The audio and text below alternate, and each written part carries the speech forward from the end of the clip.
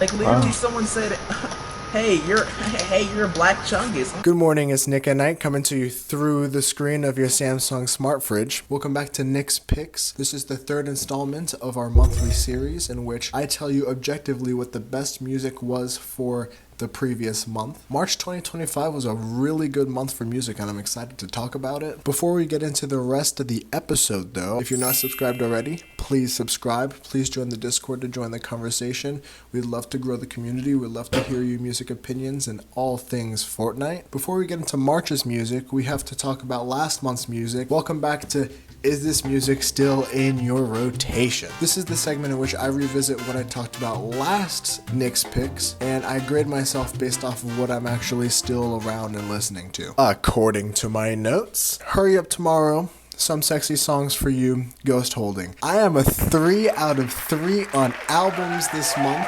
February was a fantastic month for music, and I still have all 3 of those albums still in my rotation. Unfortunately for me though, the singles weren't that crazy for me. Acting Up is still in my top 100 listened to songs of 2025, but I haven't really listened to it since. I think the only one I really listened to is Style, 2 Hollis.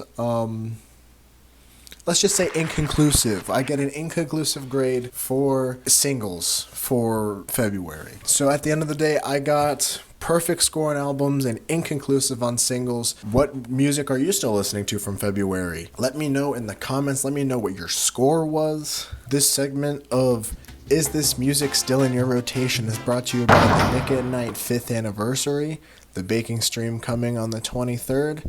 Thank you, Nick at Night, for sponsoring this video. To be honest, I'm recording this late. It's about to be the 9th of April when I'm recording this. I haven't really had time. I'm working on the anniversary and everything that has to do with that, so I haven't had much time to record this or write the script for this, so most of this is just going to be coming off as straight in my head. I don't know if I have 3 albums. I don't know if I have 3 songs for you. I wrote some stuff down. I'm just going to talk about music I like. Is that okay? Is that okay? Hey. Is that okay? Thanks. The first album I want to talk about is Into a Pretty Room by Lots of Hands. I'll start off this section by saying that I don't know anything about Lots of Hands. I don't know anything about their previous music or their catalog as a whole. I actually listened to this project based off of a recommendation of a Hive Mind newsletter. It was a recommendation by DJ Grant. I do know that I did enjoy this album. This album is heavenly. I think that the soundscope of the album really fits with the album cover actually. The quiet watercolor painting that serves as the album cover ties nicely into the soft and quiet nature of the album itself. The album is bright, it's soft, it's light with a whole bunch of digital twists that make it really unique. It takes bedroom pop and adds an electronic twist with edited vocal passages and glitchy production that makes songs that seem like they're going to be your typical singer-songwriter songs turn into something more unique. And it's quiet, but it brings your attention to all of the weird tweaks in the actual song itself. You have songs like Barnyard. The song has some really high-pitched, squeaky, edited vocals. The instrumental is borderline indescribable. Whatever is being used for the instrumental gives it like this stringy, lo-fi kind of sound. The mix feels like it grows louder throughout the song, but it's still inviting and just allows it to fully blossom like a flower as the song progresses. Although this project technically doesn't really have any skips for me, I do think the more heavy-hitting songs are towards the end. The song The Rain has this swirling background track with these rushed and edited piano samples, all of which help the song transition into the title track. There's a crackling in the mix of this song, and there's these vocal peeps that sound like something out of Animal Crossing. The only true lyrics you hear is the repetition of into a pretty room now. And the voice can kind of be like, I find it comparable to like Frank Ocean on like Nikes. Next is my absolute favorite song on the record, Perfume. This song really takes a backseat with the instruments and really lets the vocals shine. It's a beautiful love song that highlights pure love, even in the smallest things like watching cartoons together and trying on each other's clothes just to smell each other. I love Helen's song as the closer to this record. It's a song with a really distinct sound. The instruments really shine on this song, but it still lets itself sit in the palette of the rest of the album. I love highlighting the piano keys on this song and how it dances with the flute. It just sits as a nice instrumental close for such a sweet and tightly knit album. I 100% recommend this album. It's worth the short 40-minute runtime. Please listen to it. I don't think it would be a review of my favorite music of March or the year if I wouldn't talk about Playboi Carti's music.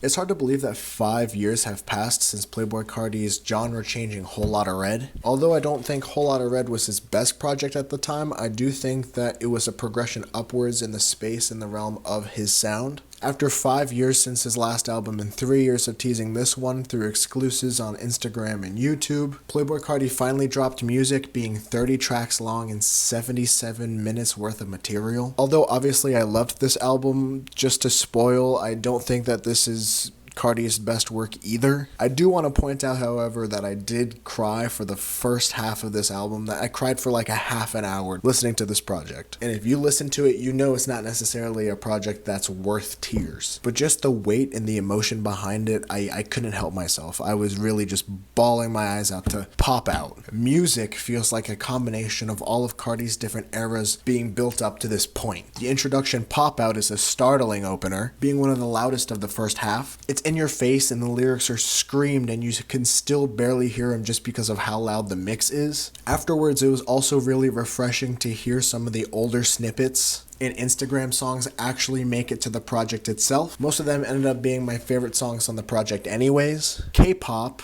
formerly known as ketamine, of course was the first serving of nostalgia on the record. It's a sweet, short listen with the usual Carti quotables and his new throaty voice. Evil Jordan comes right after that, which was probably my favorite single going into the record. I do want to add that Carti decided to add this ugly and unwelcome introduction to this song that remixes The Weeknd's Popular into this TikTok type drop. Unfortunately, the intro killed the replay value of this song for me, although in my opinion the meat and potatoes of this song is still some of Carti's best work. Rather Lie is a newer track that's a highlight for me as well. This is one of the more poppy cuts on the record with a chorus from The Weeknd. One of my favorite Carti moments from the record happens on this song. He switches from vamp Carti to the deep throaty Carti mid-sentence. Songs like Fine Shit, Crank, We Need All the Vibes, Like Wheezy. These are some of the songs that share more of the catchy and memorable moments going down the track list. This all leads to my favorite song on the record, HBA, formerly known as Hood by Air. It's funny to think that this song wasn't necessarily on my radar going into the record,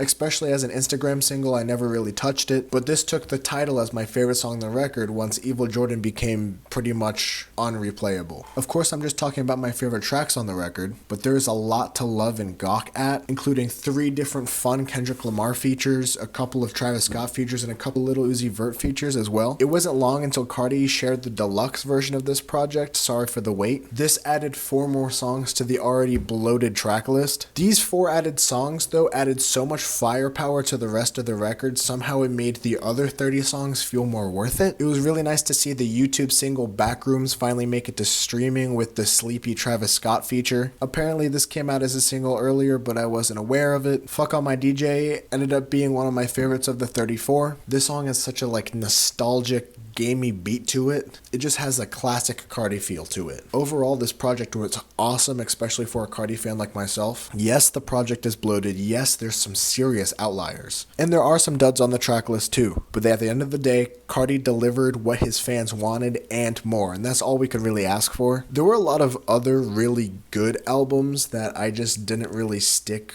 by with much because music came out. To throw a little in the air for you guys to listen if you want to, Lady Gaga came out with a fantastic record in the month of March. Mayhem does the really impossible thing of making a song feel nostalgic upon first listen. She really goes back to her pop roots from the 2010s, the 2000s, and I really enjoyed myself listening to it. Also, Panda Bear dropped Sinister Grift, in which I really did not like first listen, but after a couple listens, couple of the songs started sticking with me, like Ends Meet and Venom's In is a really good one too. I couldn't get past Panda Bear sounding a lot like the Beach Boys, and I hope I don't ruin the album for anybody else by saying that, but it just sounded like the Beach Boys to me.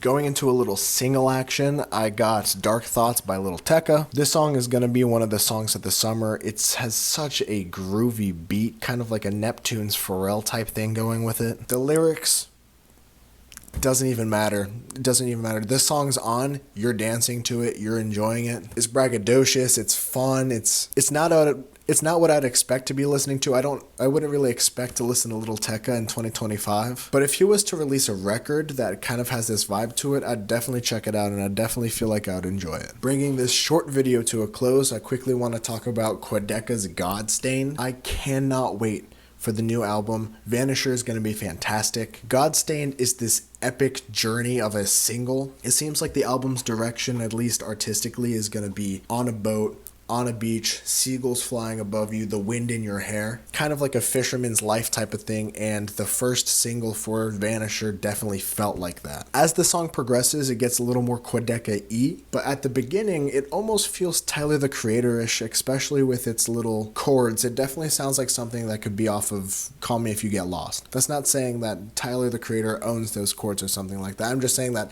that's something me and Amanda both said when we were listening to the song at first. Almost like a bossa nova type element to it. Overall, Quadeca does not disappoint ever, and I can't wait to hear Vanisher later this year and review it and love it and have it on my best albums of the year. It's gonna be great. It's gonna be great.